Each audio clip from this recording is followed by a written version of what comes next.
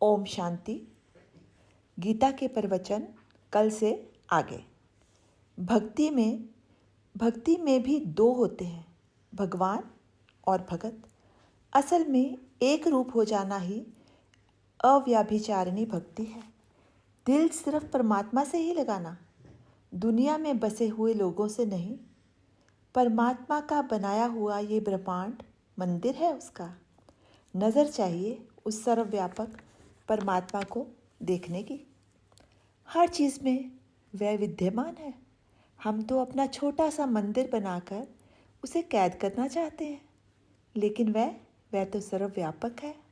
समुद्र में से अगर घड़े में पानी भरेंगे तो वह थोड़ा आएगा और उसकी मिट्टी की चपनी समुद्र के पानी को और घड़े के पानी को अलग कर देगी।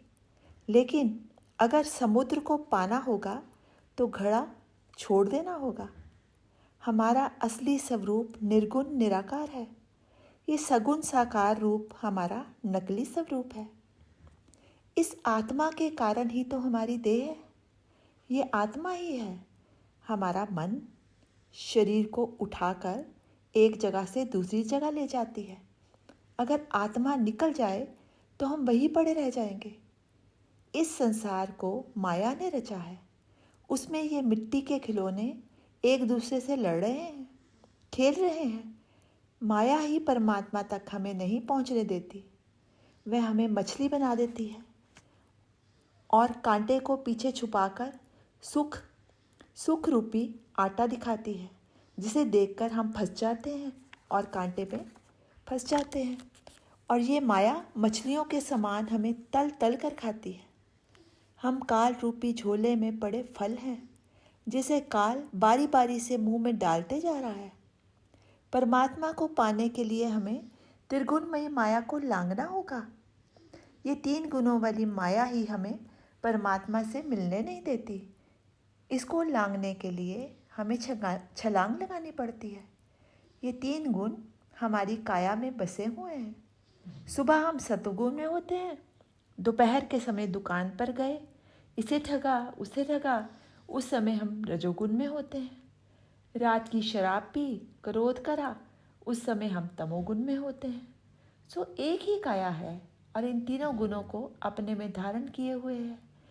इनसे छलांग लगाने के लिए हमें सत्य को पाना होगा, जो कि कठिन है। सत्य और अहिंसा साथ साथ चलते हैं। अहिंसा नरम है। अहिंसा यानी सर्वव्यापक प्रेम। वह प्रेम का बीज जो हमारे अंदर होता है, उसे सर्वव्यापक बना देना। इसलिए सत्य और अहिंसा साथ साथ चलते हैं। ज़रूरत तो है हमें इस संसार में अगरबत्ती की भांति जलने की।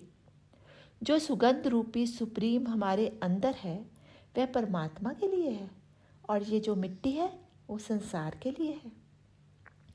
आत्मा सुप्रीम है, शरीर मिट्टी है। वह ही शमशान घाट में जाता है, आत्मा नहीं जाती। भगवान श्री कृष्ण ने गीता में कहा है कि अर्जुन, ये सब मरे हुए हैं। आम आदमी देखेगा तो कहेगा कि ये जिंदा खड़े हैं। ये मरे किस प्रकार हैं? भगवान कहते हैं, जो अपनी कामनाओं के कारण बार बार मरता है, वह मरे के समान ही है। निंदा तो वही है, जिंदा तो वही है जो जागृत है, जो चेतन यानी कि आत्मा से जुड़ा हुआ है, जिसने कामनाओं पर विजय पाई है। अगर हम किराए के मकान में रहते हैं और हमारा मकान बन जाता है तो हम कहते हैं कि परमात्मा ने बनाया है, लेकिन परमात्मा तो किसी को कुछ देकर लेता नहीं है। तो मकान संपत्ति हमसे छिन भी जाती है, अगर मिलती है तो फिर ये छिन कैसे सकती है? ये परमात्मा की दी हुई ना हुई ना। ये सब तो माया की दी हुई चीज़ें हैं, माया ही ले जाती है। लेकिन हम परमात्मा का नाम लेते हैं। परमात्मा दृष्टा बनकर ये सब देखता है। वह हर शोक से सर्वदा मुक्त है।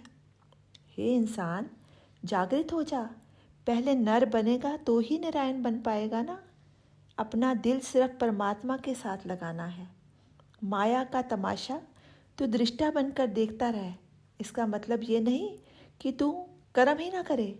ये हाथ पैर बुद्धि ये नाशवान चीज़ें संसार को दे दे और सुप्रीम परमात्मा को अपना दिल दे दे, तभी अव्याभिचारिणी भक्ति हो सकेगी।